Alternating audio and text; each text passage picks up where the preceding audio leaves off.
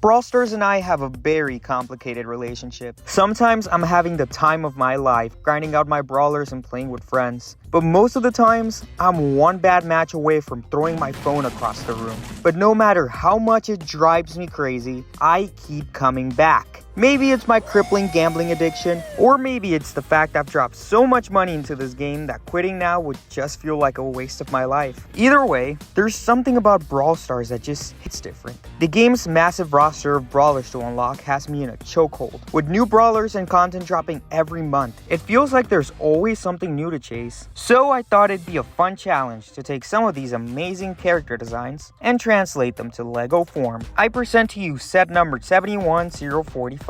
The Brawl Stars CMF Series. The series would include 12 of your favorite brawlers ready for battle. So with all that said, grab your gadget, charge your super, and let's brawl. Rare. Let's do this! Starting us off, we have Shelly, who's probably the brawler that holds the most sentimental value for me. Sure, she's a pretty straightforward brawler compared to the others, but I still appreciate her for the entry-level brawler she is. She would use dual molded legs, with printing for her boots, and hip printing for her belt, as well as some dual molded arms, with printing for her sleeves, and bandage around her left arm. This along with the existing scarf piece, and an alternate, angrier expression, as well as a new hair to fit her in-game look. Finally, she would use the existing Star Wars blaster piece with a 1x1 cylinder at the front to represent her gun. Kinda simple, but I like the way she turned out looking. Rare. Time for trouble! Colt is gotta be one of the most iconic brawlers from the game. Like, I still have that no time to explain ad burned into my memory. His personality and design are just so cool. And don't even get me started on his damage output. There's a reason why I have him at 1,000 trophies. Rant aside, he would use dual molded legs with printing for his boots, and some matching hip and torso printing for his belt. This along with dual molded arms with printing for his sleeves, and an alternate scared expression, as well as the Egon Spengler hair. Finally, he would use 2 of the existing pistol pieces as his accessories. Overall, really capturing that slick, gunslinging cowboy look. Rare. El Primo! El Primo is definitely one of my favorite brawlers from the game. He's such a lovable brute, and I love his colorful and over-the-top design. Also, he was one of my easier 1,000 trophy brawlers to grind, mostly due to his tankiness and ability to engage in close combat. He would also use dual molded legs with printing for his boots. Instead of printing on his belt, I decided to give him a modified version of the Lego Batman movie utility belt with his custom star buckle to add some extra detail. This along with some blank arms with printing for his wristbands. Pretty simple figure, but I'm still proud of the way he looks. Rare. Time to move to the boombox group! I don't have much to say about Brock, as I don't use him as much as some of my other brawlers. Still, I gotta say, them long-range attacks and explosive damage make him a pain to deal with sometimes. He would use dual molded legs, with printing for his shoes, and hip printing for his belt. This along with dual molded arms, with printing for his sleeves. Instead of printing on his vest, I decided to give him the Lego Dreams vest piece, to add some extra detail. This along with an alternate, angrier expression, and a new hairpiece for his crazy lineup. Finally, he would have his brick-build rocket launcher as his accessory. Don't have anything else to say about this, I just really like the way the figure looks. Super rare.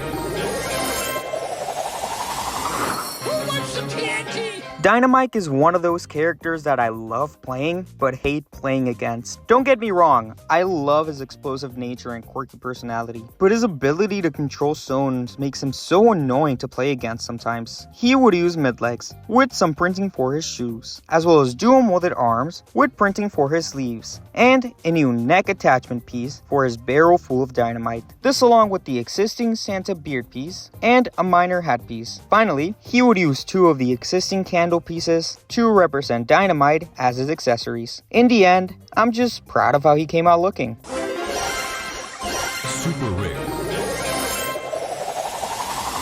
I do I don't really like Rico that much. It's not that I don't like his design. I love his toy-like appearance and how you get a glimpse into what's inside him. I just hate his bouncing shots. Like, you could be vibing and then boom, a random Rico just shoots you from God knows where. Getting back on track, they would use dual molded legs with printing for his boots and some arm printing for his joints. This along with a new custom molded head, as there was no other way to represent his in-game look. Finally, he would have his brick build blaster as his accessory. Even if the head looks a little off, I'm still really proud of the final figure. Epic. Mr. Bat wants to play. Bibi is only here because one of my friends really likes her, and I know he'd probably beat me with a bat for not including her. I don't disagree with him though. Her melee attacks offer a pretty unique gameplay experience, and I really enjoy her cool girl persona. Still, most of the time, I'm just wishing I was playing a different brawler. She would use mid legs, with some printing for her boots, and some blank arms, with printing for her jacket and pins. This along with an alternate expression, where she's blowing some bubblegum, and a new hairpiece to fit her in-game look. Finally, she would use the existing bat piece as her accessory. This might be a really simple figure, but I had a super fun time making and designing it. Epic.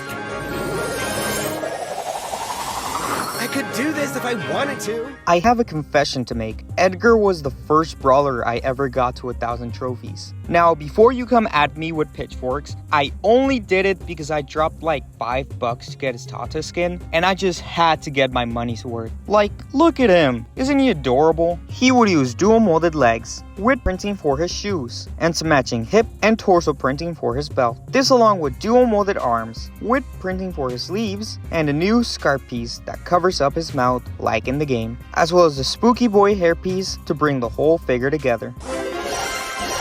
Epic.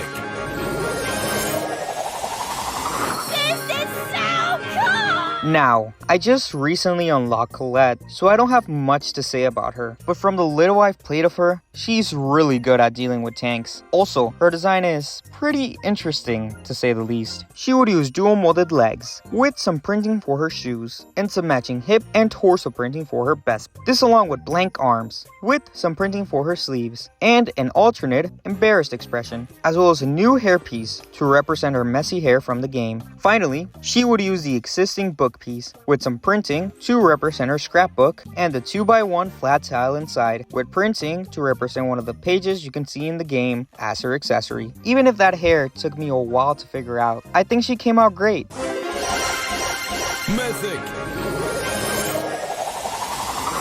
Mortis, bringer of doom. Up next, we have the creature of the night himself, Mortis. And I gotta say, I love this guy. His undead, spooky aesthetic is fire, and really makes him stand out as this mysterious, eerie character. And don't even get me started on his mobility. Genuinely one of my favorite brawlers from the game. He would use dual molded legs, with printing for his shoes, and hip printing for his belt, as well as some dual molded arms, with printing for his sleeves, and the existing cape piece. This along with a new collar neck attachment piece, and an alternate, cheerier expression, with the new dual molded hair hat combo piece with his ears, to represent his top hat look from the game, as I believe this is the superior look for Mortis, and I will die on that hill. But just because I'm feeling nice, here's what he would look like with his default look. Finally, he would use the existing shovel piece as his accessory. At the end of the day, I think I was able to recreate his character really well.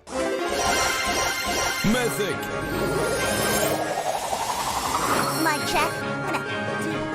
Next up is the only reason I started playing the game, Melodie. My friends had already told me to hop on the game before, but it wasn't until one of them started sending me memes of her that I was in. Her K-pop aesthetic and personality were right up my alley, and without a second thought, I downloaded the game and did everything my friend told me to prepare to have the chance to unlock her. If you're still wondering why there was such a lack of uploads last year, you can blame it all on Melodie. Oh well, too bad they turned her into a Funko Pop in the latest update. Getting back on track, she would use dual molded legs with printing for her boots and socks. Instead of printing on her skirt, I decided to give her the existing Minnie Mouse skirt piece to add some extra detail. This along with some dual molded arms with printing to represent her sleeves and wristbands, as well as an alternate happier expression and the new dual molded hairpiece with her bow, as there wasn't an existing one that fit her. Finally, she would use the existing microphone piece and would have 2 new pieces to represent her freaky on notes as her accessories, making for probably one of the best figures I made for the series. Legendary. We have arrived at the last character, Spike, who's definitely one of the more interesting designs in the game. There's something about those soulless black eyes that gives you the heebie-jeebies. Still, his utility in the various game modes puts him pretty high up there for me. Now, to fully represent his look from the game, I had to turn Spike into a buildable character in the style of the Mario figures and the Minions. He would use the existing Goomba leg piece with some printing for his shorts, as well as a 2x2 circle tile and axle brick with printing to represent his vest. There would be 2 holes on the sides to attach his arms and a spot at the top for a 2x2 dome piece with printing for his eyes. Finally, he would use a new piece to represent a spike ball as his accessory. In the end, what I originally thought was going to be a challenging figure to make turned out to be one of the easier figures to design. Well, there you go. That's all 12 characters from Brawl Stars that I was able to turn into LEGO minifigures. If you enjoyed today's video, please consider hypercharging on that subscribe button and leaving a like, as it helps out the channel a lot. While you're down there, let me know which brawlers you'd like to see next. There's still so many characters I haven't covered that I'd be interested to returning to in the future. Also, like Drew says, If you're not in a club, join a club.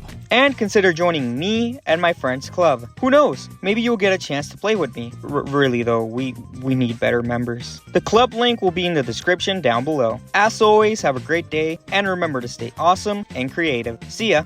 And hey, if you're interested in more gaming content, consider checking out the videos listed on screen right now. On your left, you can find my Marvel Rivals video. If you're more of a horror kind of guy, on the right, you can find my video based on the Five Nights at Freddy's movie. As always, take care, and I'll see you fellow LEGO enjoyers next time.